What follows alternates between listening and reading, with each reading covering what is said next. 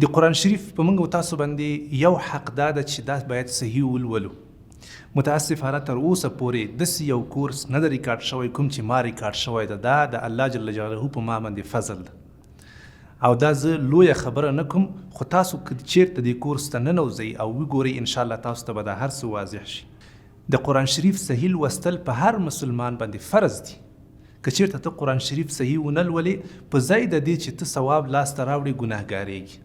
د دې په خاطر باندې ما ډیر دا کورس اسانه کړی ده. هر ورځ یوه قاعده ډیر په ساده ډول باندې زه واضحه کوم او بیا هغه تطبیقوم، عملي کوم.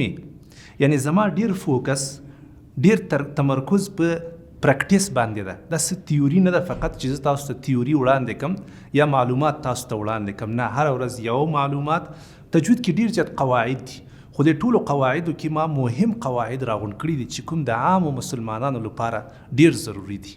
نو که تاسو انشاءالله دا کورس واخلئ او دلته ننوځئ، انشاءالله تاسو به ډیر په اسانۍ سره تجوید د تجوید علم به انشاءالله زده کړئ او په ډیره ښه طریقه باندې به انشاءالله د قرآن شریف عملي لوست تاسو زده کړئ. نو په دې هیله چې انشاءالله دا ګټور تمام شي د ټولو لپاره. دا کورس هر څوک جاین کولی شي، ځکه په دې کې ما نوراني قاعده تدریس کړې.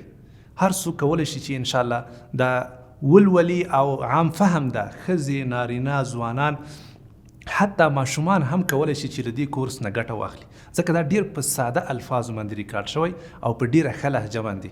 انشاءالله چې دا به زموږ او ستاسو ټولو لپاره ګټور تمامیږي.